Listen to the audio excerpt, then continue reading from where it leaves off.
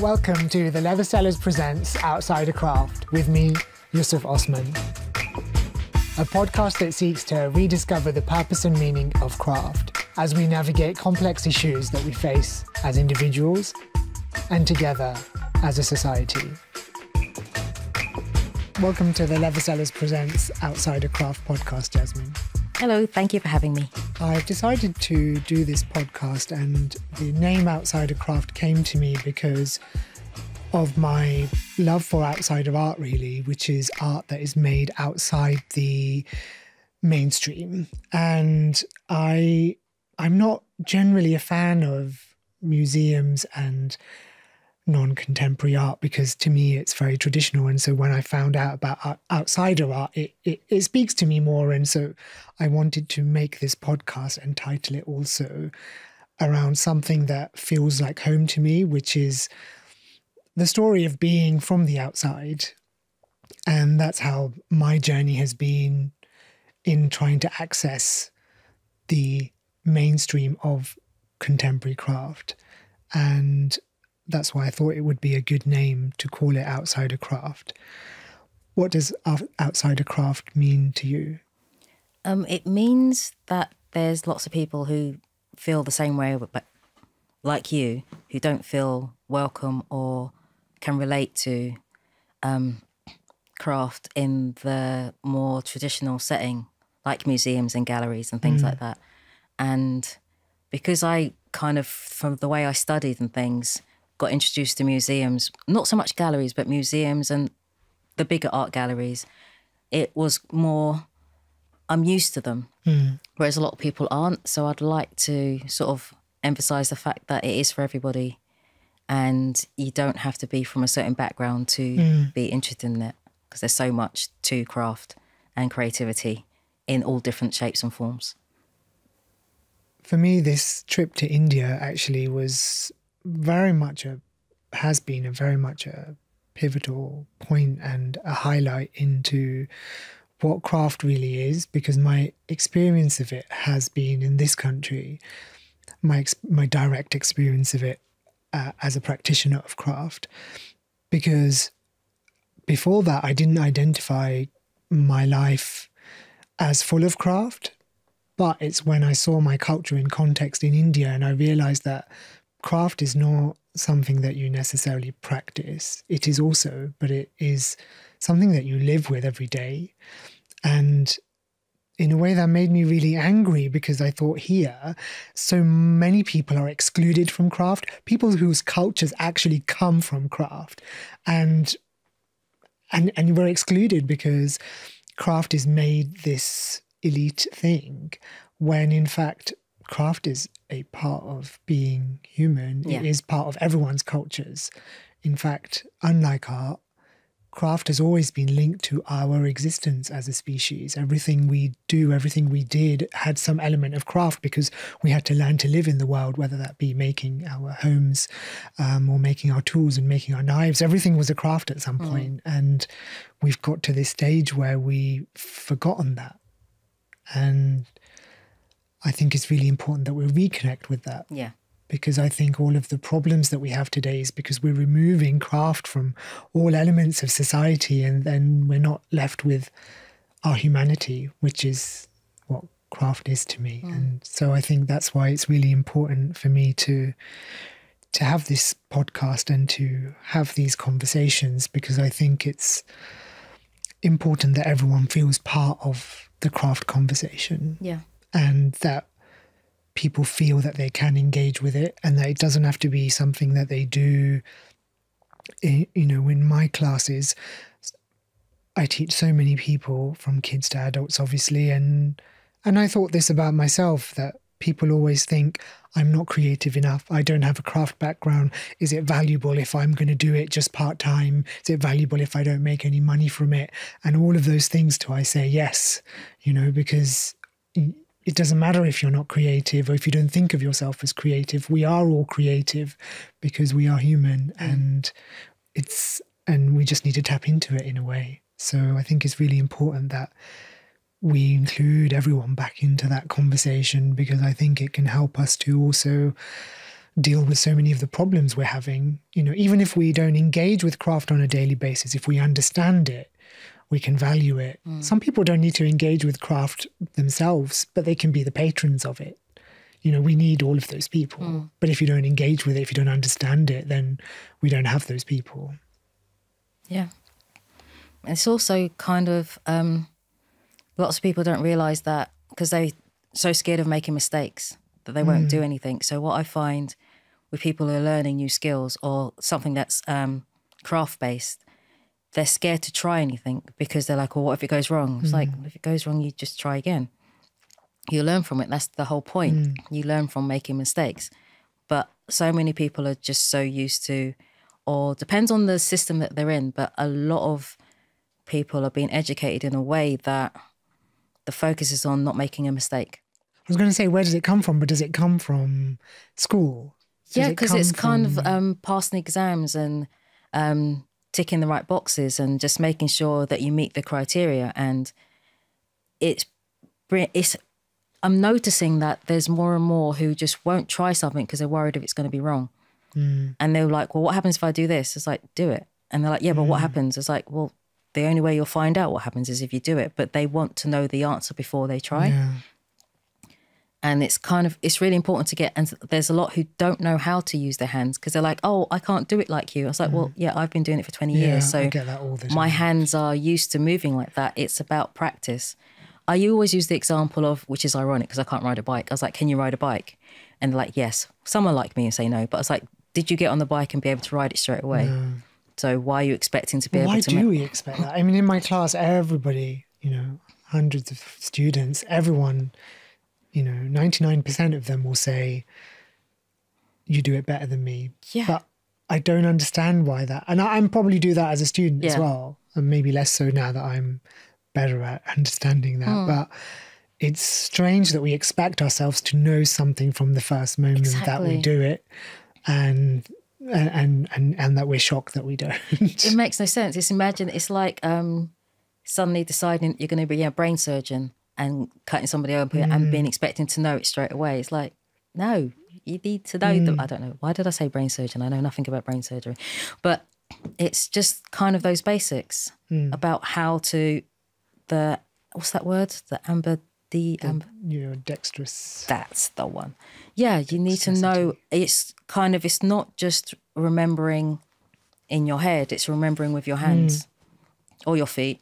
Or sometimes it's your hands and your feet. And sometimes your hands, your feet, and your head at the same time. But it's all those different things. You're kind of training your brain and your motor skills how to do. But a lot of people don't understand that that's what it is and beat themselves up because they can't do it straight away. So do you think, as you teach at university level now, do you think that element of experimentation and development and craft is still there, or you said people still depends on where they've done their foundation course and what they've done and what elements they've done. So it really it's really it's potluck as to what skills they have when they come to university. So some will be taught more of the drawing element because the person who's teaching them knows that area, and they'll cover a little bit of the making and the craft and stuff, and others will go full in with the craft and making. So people come from different backgrounds, and what happens is that they start comparing themselves. It's like, yeah, but they've been doing it for 2 years longer than you, so obviously they'll know more than you. It's practice, and that's the thing. A lot of them just kind of go, they do it once and it's wrong, and I can't do it. It's like, yeah, of course you can't. You've just done it the first time. You are learning. So it's kind of understanding that you're going to make mistakes, accept you're going to make mistakes, and just keep going, and just keep going. And it's about practice. Because there's nothing creative that you can do the first time and get it straight away. Yeah. So if you're a dancer, you don't just suddenly get up and can do all the moves. You have to practice. And then also there's people who are skilled, like musicians, the people who do that thing. What's that thing called? Violin. Thank you. Even when they're masters and they've been doing it for years and years, they still practice. So it's kind of stop assuming that you're going to be perfect straight away. You're not. And why do you need to be perfect? Why is there a need for perfection? So I'm assuming that because you're saying all this, that you're also really good at taking that advice when you're in the studio, right? No, it's so hard. It's the kind of do as I say, don't do as I do. It's ironic. There's times when I have that conversation with students and then I go and sort of go away somewhere and then laugh at myself because, or when I've had that day at work when I'm saying the same thing over and again, then I'm in the studio and then I'm beating myself up about things going wrong. Yeah. And then I have to sort of stop and go, hello. So, yeah. It's really hard to take your own advice. Yeah. Yeah. But I think that's the same with most people. But I think I'm really lucky that I have that insight so that I can recognise that in myself more. The other day, I teach leatherworking at a secondary school, and my goal with that is to teach them how to think creatively and not necessarily to make a thing. And so while I was away, somebody was covering and one of the students made a wallet, and functionally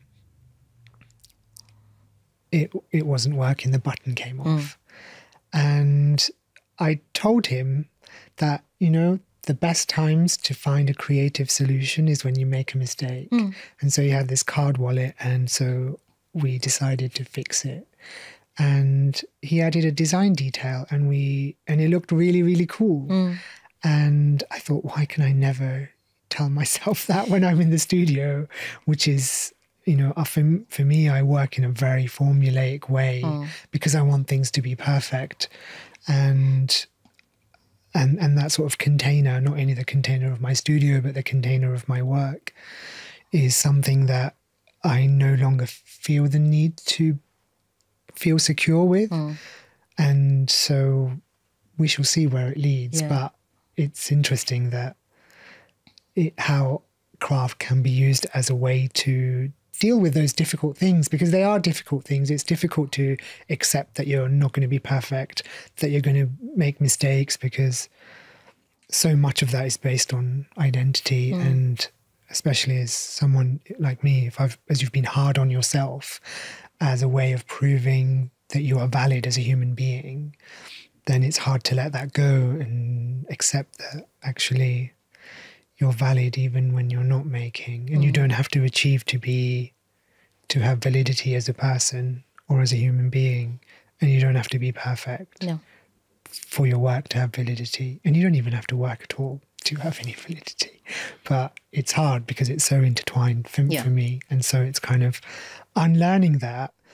But where I've had craft as that crutch, so because I've used it as a way of propping up all of these things, when I intertwine from it or unwind from them, it's then having the craft and looking at it and think, when I've used something, how can I now create from joy? Because it has always been something that I used to give myself a voice. And now I'm like, well, I don't feel I need that anymore. So how can I create from a place that doesn't need to prove itself? By just creating. But I don't need to, because I don't need to prove myself. Yeah, but you don't need to create to prove yourself. You so just then create. I don't need to do anything then. I don't know, that's how it feels. But do you only create to prove yourself, or do you create because you enjoy it? I definitely enjoy it, but it has been that signifier of things too. So when that signifier is gone, I now have to, I guess, give myself permission to create just for joy. You don't have to do anything, you just create.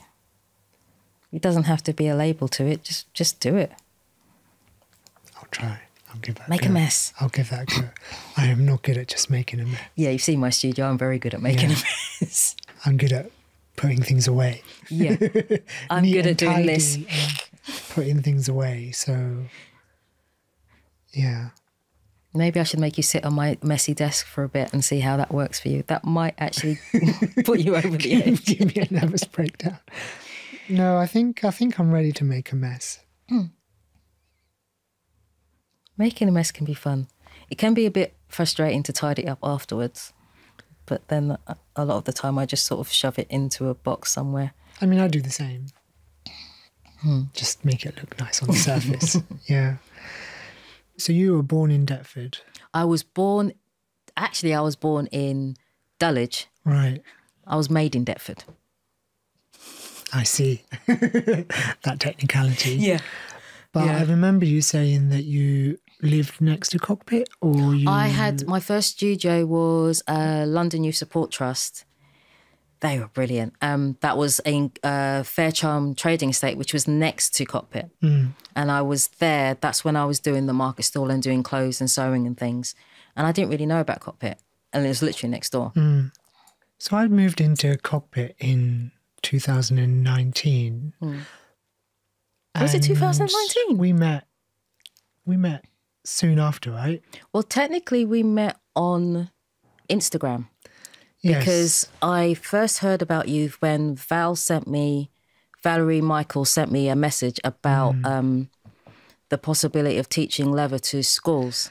Oh, yes. Because I did that course with her. Yes. And she sent me the message because she knew that I already taught, and then I'd done that leather course with her. And when she sent me that email, I thought, oh my God, is she crazy? I don't know enough about leather. But then I saw she messaged me and you at the same time. Copied, yeah. So then I followed you on Instagram. And then something that's very unusual is that I actually, when I saw your work, and I remember you was moving out of Kindred Studios at that time. So and you didn't know where it's going to go. Yeah. And I sort of went, oh, why didn't you come to Cockpit? And it was unusual because I don't normally message strangers on Instagram. But when I'm passionate about something and it's when it's creative and things, I kind of forget that I don't like talking to people. I'm very introverted. So it's a bit like, oh, I'm talking to a stranger. But I didn't think that because I was just thinking, oh, leather guy. Oh, he should come to Cockpit. It'll be brilliant for him. So, yeah, we technically met in person 2019. But I met you online 2018. Yeah, and we both have that link with Valerie Michael and Neil McGregor because we both took our first leatherworking course with them, I think. Yeah, that wasn't my first leatherworking course. No. I did some little short courses before that. And then there was leather people who told me about the course. And because I was at Cockpit at the time and I was getting into leather. So I was lucky because Candice Lau was across the corridor for me. And she was sort of lending me her tools and try things. And, oh, sorry, don't break the thing. And then on the ground floor was, what's his name? Mark Tallowin. Yes. And he was great as well because I was learning and trying things and he would like, try this, try that. And he lent me Valerie Michael and Neil McGregor's book. The book that every leatherworker in the world has, I think. And I looked through that and I was just like, okay, you know what? I need to do that course with Valerie Michael. So it's a bit like, but I couldn't afford it. Yeah, it's an investment. Yeah, it was an investment. And at that point, I was still teaching. I was teaching at universities, but I was still on a 0-hour contract. So having the money in one big chunk was difficult. So I messaged them and asked if I could pay in installments. And they are so lovely. So. Yeah. So I paid in installments. It was a challenge, but I paid in installments so I could do the course. But I didn't technically have enough money because it was in... Now I'm a namby-pamby Londoner and I can never remember where it was. It was outside London. It's in Tetbury, yeah. Thank you. It was there. So it was funny when I was telling my friends and family that I was going to do a course in leatherwork and they said, where are you going? I was like, oh, somewhere in the Cotswolds. I was like, where? I was like, I don't know. I'm just doing a course. I was born in London. I don't know anything outside of London. I'm very like, I don't know where I'm going. I was like, you're going somewhere by yourself for a week and you don't know where you're going. Yep. Oh, you did the whole week course? I did the week course, but I couldn't afford... I could afford the course, I could afford the travel, the accommodation was being quite a challenge. So I sort of spoke to some of my friends and said, do you want to go on a holiday and we share a cottage, but I won't be around because I'll be doing a course, but we share in a cottage. And they just went, no, we'll just sponsor you. So they actually gave me the money so I could afford to stay there and do that 1 week course, which I'm so glad I did. It was amazing and I learnt so much. And it was funny because the tools I had weren't great. I was just starting, so I was just getting tools and not really knowing. And then on the course, Valerie and Michael, they had tools that you could buy. But again, I couldn't afford the tools. Yeah. So I was just a bit like, oh. And then Valerie said, oh, well, what you can do is you can take the tools away and then pay in installments. But I don't like owing money. Yeah. So I was like, oh, no, I can't do that. And she was just a bit like, oh, okay. So that evening I went home because it was for the week. And I was talking to Mum on the phone because obviously she was worried about me because she had no clue where I was and I had no clue where I was. And I told her what was offered and she went, you stupid girl. When you go back the next day, tell her yes. Yeah. So I went back and said, yeah, I'll think it. And Valerie just went, Good idea. Good idea. Yeah. I think it's so much of like how we are as craftspeople and self-employed as we think we have to do it on our own. Yeah. But craft is not a solo endeavor. It's like you not. can't make it without the help of so many people. Yeah. And Valerie and Neil certainly helped me. Yeah. You know, just having the encouragement and the validation that what you're doing is right. Yeah. Is all you need to keep going. Yeah. Because when I started, again, for me, the course was an investment, and leatherworking wasn't so accessible then. It's not, you know, even now it's still, it's ironic because it's one of the most accessible crafts. You can literally do it on a table. You know, you need some hand stitching thread, a clamp, some leather and some needles, and that's it really, and some pricking irons. But so it's really easy to do at home, but it's still quite inaccessible in learning the craft. But just having people that give you a little bit of encouragement kind of really helps to That was a good starting point. It really was. And then not long after I'd done that course, there was because before I'd done a couple of short courses at City Lit that were like hobby type courses. For leatherworking. Yeah. And that was why I went, I want to do more, because I was doing stuff by myself. And then I was like, I want to do more, I want to do more, I want to do more. It's like, more. And so doing that course for that week, it was a bit like, oh, now I got it. And then I went back and I started to do more and more of that. And then at the time, because there was lots of other leather workers at Cockpit who were there through the Leathersellers Award. But I was at Cockpit through my other work and my other craft. So there was the room that I couldn't have access to because I wasn't a leather seller. I was a bit like... And then I was told I couldn't apply for Leathersellers because I was already at Cockpit, even though I hadn't had an award. And I was a bit like... But it was good because London Craft Week, Valerie, she was doing a box stitching short course. So I went to do that, and that was fun as well. And it was interesting because Mark came and he sat and done, Mark Tallowan, he sat and did the box stitching because he was like, oh, I've never done this before. So he's learning. And I was a bit like, oh my God, I really admire his work and think his stuff's amazing. And it's like, he's still learning. So stop being so hard on myself. Yeah. I think that was something that happened when we met because I was very insecure when I came to Cockpit, and you were like, I've seen your work. What do you mean? What? How can you be insecure? And I was like, no, I'm not confident about my work at all.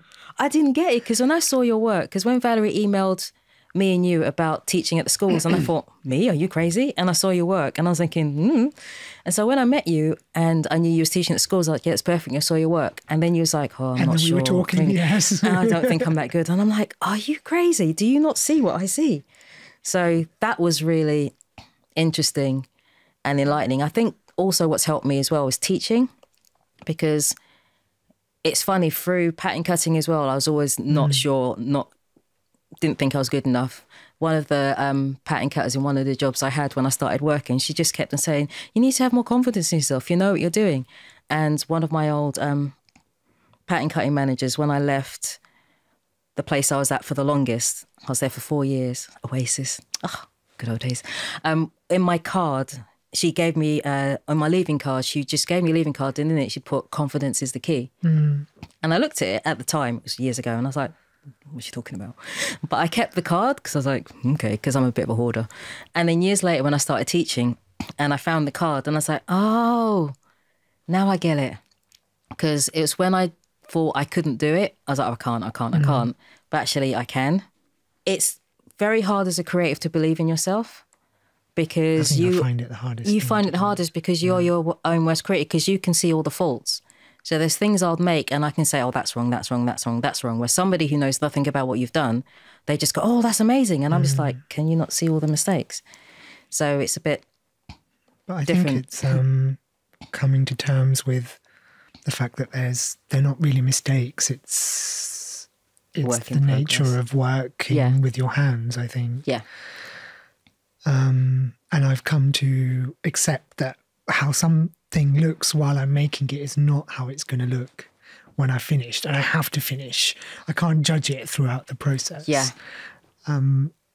What was the first moment that you actually discovered leatherwork? Or how did you get into leather? Because you said that you were doing something else. Oh, because, I mean, my first small insight into leather was years ago when I was studying fashion, and there was this brilliant fabric shop on Electric Avenue in Brixton. And there was a bit of leather there, and I was like, oh, and I bought it, but I didn't know what to do with it. So it sat for ages and ages.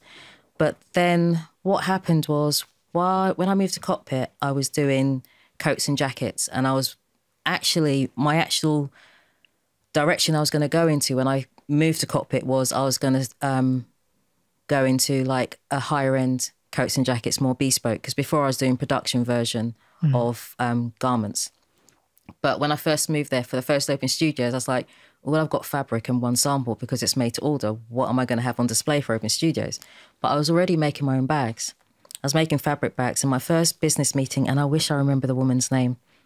And I was saying, I don't know what to do. I haven't got nothing. And I was like, but I've got these bags that I make. I had one of my bags I had on the floor. And people had sort of seen my fabric bags and gone, oh, where's that? That's nice. And I was like, oh, yeah, thanks. And just ignored it. Actually, sorry, I'm gone on a tangent.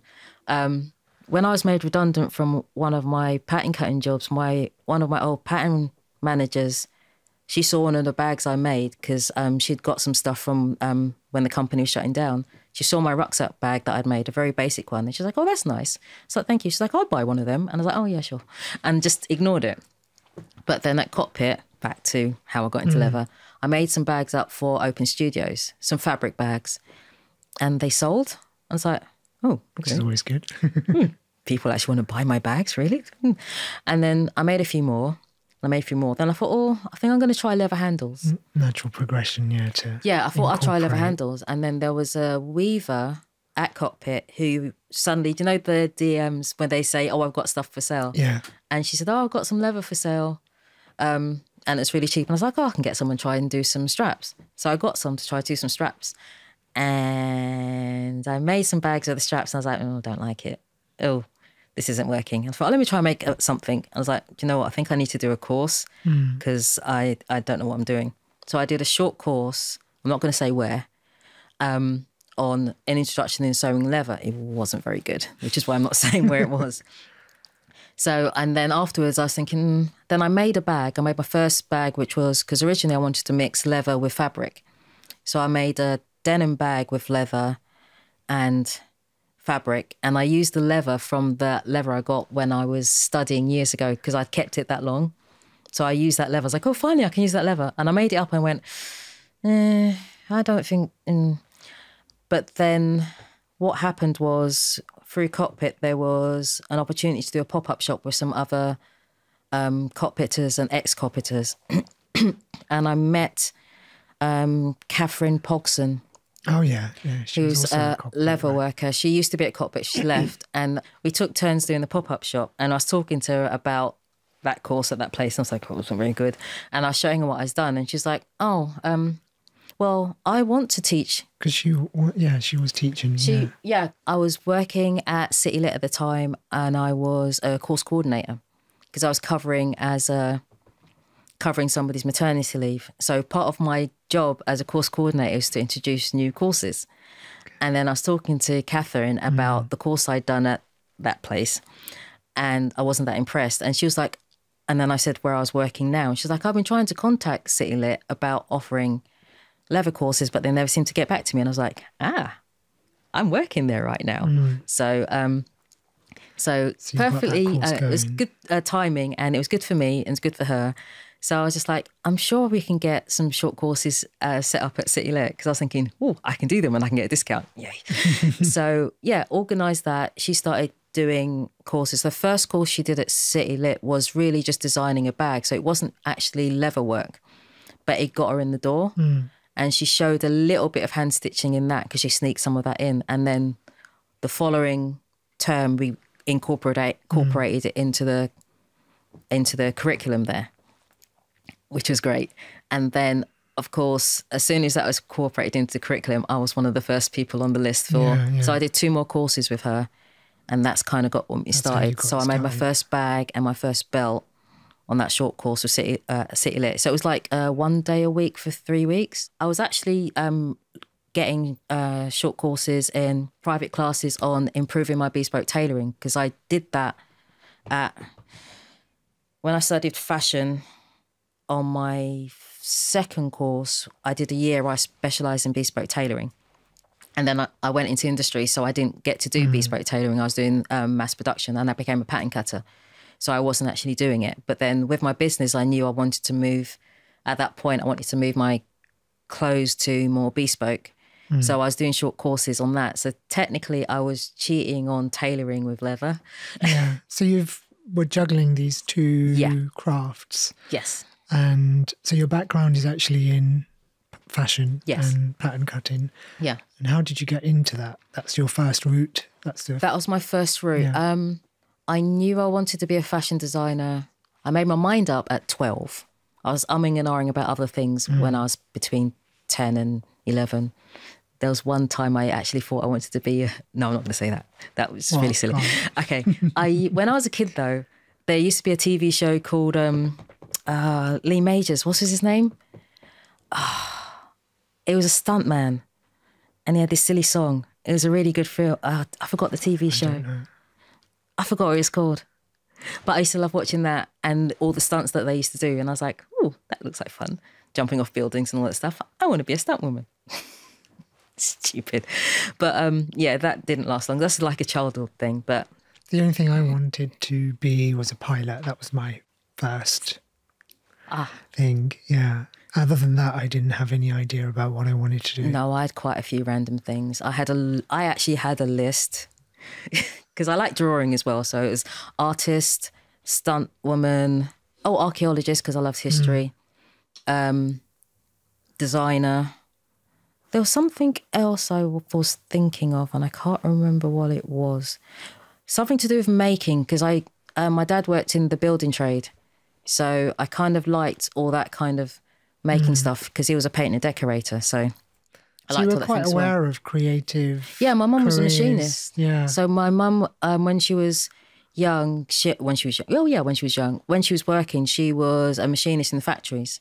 And one of my earliest memories is going to a factory with my mum. I don't remember the factory. I just remember I went to the factory with her. I was with her at work, and at lunch we had cake and custard. That's what I remember. But I know she worked in the factory because at home, and then when the factory started to close down, she used to work at home and she used to have an industrial machine. Okay, so you were always around. Yeah, but I was scared of the industrial machine. Tailoring. And... Yeah. But yeah, I've always been around it. And then when I was drawing clothes and stuff, and then the clothes show was on, and I used to I used to draw clothes, and then Mum had a market store for a short time. And I used to help her out on Saturdays. And there was a lady there, can't remember her name. She was studying at London College of Fashion. So she saw my drawings and she was like, oh, you need a fashion template. So she gave me some templates to draw on and stuff. So I was loving doing that. And I used to make clothes for my Barbie. I cut off all her hair because her hair got on my nose. But she was bald. But I made clothes for her, hand sewing because I couldn't use a sewing machine. Yeah, yeah. Yeah, and I used to, I wanted a matching outfit. So I cut up a pair of socks. So she had the dress, a hat and leggings. And Mum was like, stop cutting up your socks. So that's when she started to give me fabric. So do you think that having a creative career was not a choice in as much as it's something you had to do because you couldn't fit into something else? No, because, and that was the thing, that was the battle, because I like reading, I like learning, but I didn't like the structure of academia, ironically, considering what I do now for a job. What you do now, yeah. But I found it frustrating because it's like you do that little bit and then you stop and you've ticked that box. Okay, you've ticked that box. Okay, you've met that criteria. Whereas with creativity, there's no box ticking. You just keep going. So you make something and you're, okay, right, I've got that. Okay, how can I refine that? How can I fix that? What can I do with that? What do I learn with that? Or what other technique can I do? Whereas, I don't like being restricted, and creative stuff means I'm not restrictive because I started off doing clothes and garments, and because of creativity, I ended up getting interested in leather. And then I've changed my whole studio. I've still got elements of the fashion element because obviously I've still got my toe in the fashion element because I teach pattern cutting now, which is why I say it's ironic that I said about academia. But then I'm in academia, but I'm in the creative element of academia. There's one time I hurt my back and I had to go to a physio and they were asking me what I did for work. And I was like, oh, I'm a pattern cutter and I'm a designer maker and I create and make things and da da da. And then they said, oh, what do you do as a hobby? And I went, I create and make things. And they're like, oh, okay. So yeah, it's just part of what we do. I mean, even when I try to, if I need to switch off from work, I find that hard because I love making. So you have to keep your hands busy. I have to keep my hands busy. So sometimes I like doing at home, I like drawing or painting things, but then that gets quite messy. So it's kind of like then that becomes more work as well. So I've recently learnt to crochet finally. And that's been quite good because then I'm doing something with my hands. And yeah, I love that. Yeah, I can't imagine doing anything else. It's just, it's calming. Yeah, I mean, obviously I often get asked about whether I had a creative background, and I can't really identify as having one as strongly as yours. But I was in India in February, and that kind of really changed my perspective on what craft is or what creativity is. And because in India, craft is an everyday fact of life. People interact with it as people sitting on the floor making stuff, and there's even the food is crafted. You know, we don't really think about food as a craft, but it is, you know, when it's made from scratch, it is a craft. And I guess then I realised that I was actually surrounded by craft as a child because all of our food was cooked from scratch, our clothes were made. And those are the things that we are losing in a way. And this year was my first time going to collect the craft art fair. I've not been before. It's and amazing, I think had I isn't gone it? before, I would have felt bad and compared myself. But having that contrast of being in India where craft is a fact of life, everyone interacts with it, and then going to this fair where the craft was on plinths and on the walls, and some of the makers were there, but to me it felt really soulless actually. And had I not had that stark contrast, I don't think I would have made that connection. And so I'm at that point where I'm really examining what craft means to me, because for me it was never about starting a business, but it's about doing something I love. Because I didn't fit into the boxes that I had chosen for myself, because that's what I thought I had to do and what I thought I knew.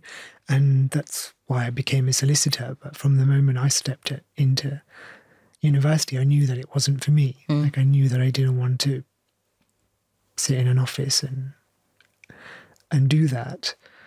But it's been a long journey to figure out, and I'm still figuring out, and that's what even this whole podcast is about, because I'm trying to figure out what it means to me and how I want it to be a part of my life, because I love making, and I've been doing leatherwork now since 2014. But even though you might see me as successful and other people might see me as successful, I haven't reached, I don't think, the level of success in terms of financially or as a brand. But I'm realizing that it's because it's not what I want. And so I have this tension of like loving something, and I do it for myself. But again, I've left one box and gone into another box, which is the standard route, which is you found something, you like to do something, make something, employ people, outsource it, make more things, sell more things. And actually I'm starting to realize that that's not for me. Yeah. So again, I'm going down another uncharted path, and it's exhausting, to be honest. Yeah, but I wish I could just have like something that I could cling to. the journey's part of the process though, because when I first started my business, Deco 22 started off as a clothing label. It actually started off as a petite women's wear label, and I used to do like really girly dresses and stuff. And again, I started You off doing with really girly dresses? me, girly dress. It's like, that's the thing, you have to know yourself, because I was just like doing what people, because I could design it and I yeah. could draw it and I could pattern cut it. I was following the path that I assumed I should take. So my first stuff I started to do, some of the fabrics as well was like that chiffon-y things, which I hate. So I'd have to get someone else to sew it and things. And that was all drawn. And then it was the business model that I had was wrong. And then I changed it again to more ready-to-wear stuff. And then I was designing, making and sewing all the stuff myself. And I had a market stall at Greenwich Market. I was basically working 7 days a week because I was doing that and freelance pattern cutting for fashion companies as well. So I was just doing it. And it was the wrong path. And it took me years to figure it out. So I kept trying to do that, Then when I moved to Cockpit, obviously my health deteriorated actually. And then I had to stop working 7 days a week, which is why I refuse to work 7 days a week now. So do you think that things just don't work if they're not right for you? Because you were working hard. Yeah.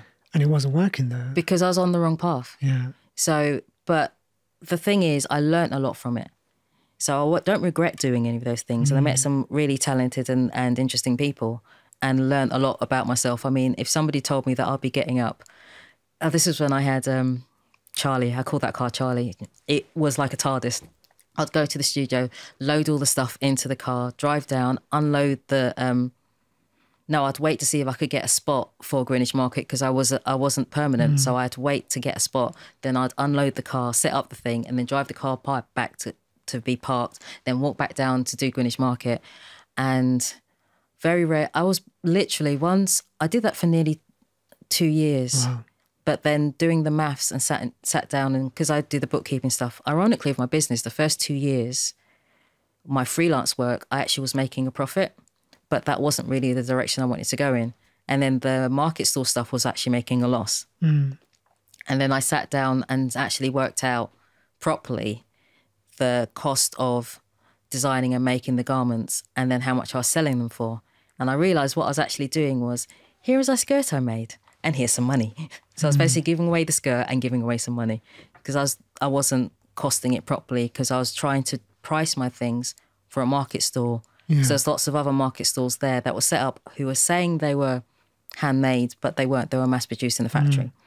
So I was trying to compete with people who were getting stuff mass-produced, which is another whole other ball game because often people who are working in the factories and doing things that are mass-produced, they're really talented people, but they're paid pittance. Yeah. So... I mean, I saw that in India when I went to leather goods factories and they're making stuff for all of the luxury brands of Europe. Yeah. And I don't think anybody would think that there's factories full of Indian women in saris making their leather goods. It's just not. It's throughout the industry because obviously I worked in the fashion industry for years as a pattern cutter for retailers and things like that. So all the things that are mass produced, a lot of them are. So a lot of people, when they get all excited about labels, I'm just a bit like, yeah, that's just a label. It's probably made in the same factory and then just put a different label in. So I'm not paying that when I know that you're paying for the label. But I think that it's interesting that we talk about paying for labels because most labels started somewhere, right? In fact, all labels probably started somewhere. And the ones that command a high price now command it because they've been around for maybe hundreds of years. Yeah. And then they go through that phase of it was probably crafted and maybe some of them still are, but maybe some of them are mass produced. And you go through that phase of increasing your profit by decreasing your cost of production. But that label commands a price for a reason. And I think I've noticed a lot of focus now, especially about moving away from expensive labels because of that. But that, I think, also sends the wrong message, right? Because it's saying that there isn't a cost in the production of something. There is a cost. And there is a cost. And I don't mean that just in the cost of production, but as you've just said about your whole journey, it's taken you, well, a lifetime to get to where you are. And that's the hidden cost, right? That's the cost that you can't factor in, but you somehow have to make because you want to make a living. So we can just look at the cost of the materials and the cost of your labour for that particular piece. But there's all these other costs that you've had to bear not just material costs, not just financial costs, but emotional costs, because I go through an emotional roller coaster every day. Yeah. Different paths for different people. So not everything's about money. Because if everything was about, for me, if it was about money, I wouldn't be in the studio. I wouldn't be teaching. I'd be working full time in the fashion industry still. I do what I do because I like to make and I like to be creative. And I maneuver everything so that I'm creative. When people, there's this box that everyone has, these set boxes that they think I belong in, and they always seem to be chasing me with that box, and I'm always, no, back off. But did you know you always wanted your own business? Yeah. Or you did always? Yeah, that was when I was always studying the at path? my course and stuff, I didn't say it out loud to anybody, but I always knew I wanted to do my own Do your own business. thing. But then my dad worked for himself. My dad had always had his own painting and decorating business, and he was very happy. He was a very happy man anyway. He was very happy and bubbly. And I saw that, and that was what I aspired to do. I mean, my mum tried to do her own business and it didn't work. But then my dad had his own business, and I kind of saw that as, that's what I want. Like your blueprint. Yeah. And then I had other family members who had their own business and worked for themselves and things. And I was kind of like, yeah, I like that. Why is craft important to you, or creativity? Or why do you think it's important? Because you also teach it. So Yeah, I love it.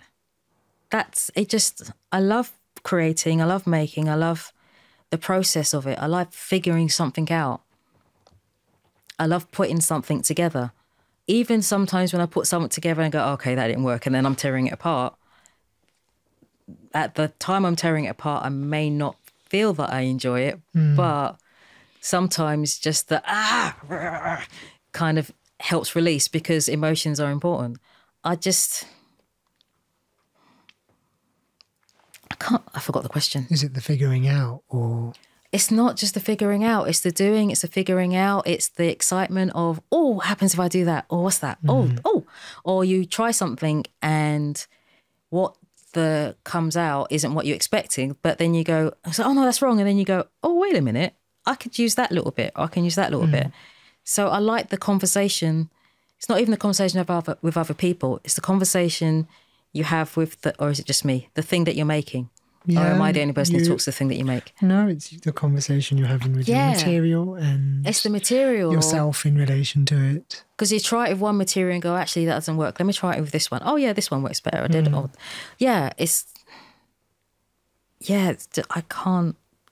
don't think I can put it into words. It just makes me very, very happy. And very, very sad, and very, very angry, and very, very frustrated, and very excited. It gives me all the emotions. So it makes you alive, basically. That's it. Yes. Yeah. Which I guess maybe you don't necessarily have in a job in the same way. But then I'm unusual compared to most people I know. The only job I did that wasn't directly linked to creativity was my Saturday job at WH Smith's. But then again, the magazines and the art equipment. So were you always somebody who wanted to figure things out, like as a child? Were you doing stuff? Well, I'd make dolls' clothes. And I did sometimes take apart things that I couldn't put back together. I did that too. Yeah. I didn't know that I wouldn't be able to put them back together. Yeah, I didn't know I would put back together. And I have kind of sometimes touched things that I shouldn't. I decided to fix something instead of getting somebody to help. And then I kind of, you shouldn't play with electricity, turns out. Yeah, electric shocks hurt. But yeah, I've always just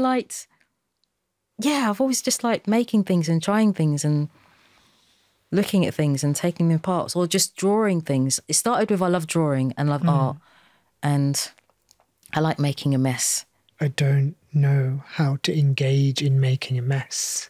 So how can you learn? I don't know.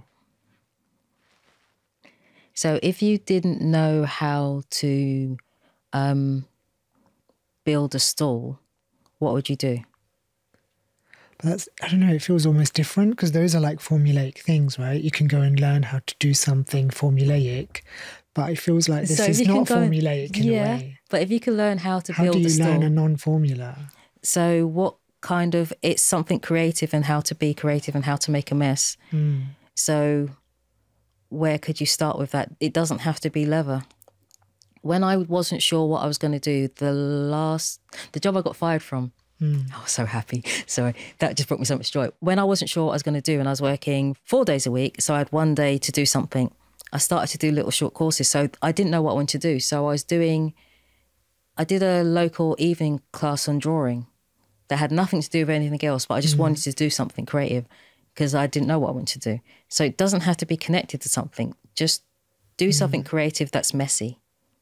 And then don't worry about it. And then it will kind of help free your mind. And if you don't know how to, or do something that is, find a course that is about developing your creativity or something that is very vague and quite fluffy and has no outcome. Because there's stuff out there like that. I mean, I wish I'd known when I was younger about foundation art courses, because I just went on to do a BTEC in fashion. But then later on I found out about the foundation art courses where I could have done fashion, photography, ceramics and all that. And I was like, oh, I could have done that.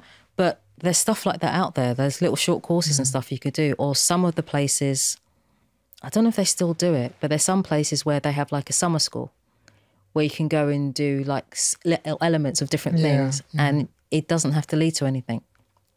But it's just... I think that's the hardest thing, is like it doesn't have to lead to anything. Yeah, creativity doesn't have to have a final outcome. Just create. I've been thinking over the past few days about how it might look. And I don't know if it is necessarily about unbridling my creativity, but maybe seeing my creativity in context. So I've always been making my work in my studio on my own and then figuring out how to put it out into the world. And maybe now it's going to be something where it is in conversation with it being out into the world. So not just me making it, but maybe like it's being made for a person or it's being made for an event. So it's no longer me just being by myself, but not being by myself and being safe and contained, but breaking off that plaster in a way and linking the craft back to where it may end up or who it may end up on. So actually going out and making those connections, and rather than sitting... Sounds like you're overthinking instead of just making. But maybe the making is not the physical making, but it's the making of a connection. Yeah. That's what... But then maybe what it is you need to do is start just exploring what interests you and what inspires you first, and seeing what kind of message you can make from the inspiration with no end goal. To be continued. Yeah.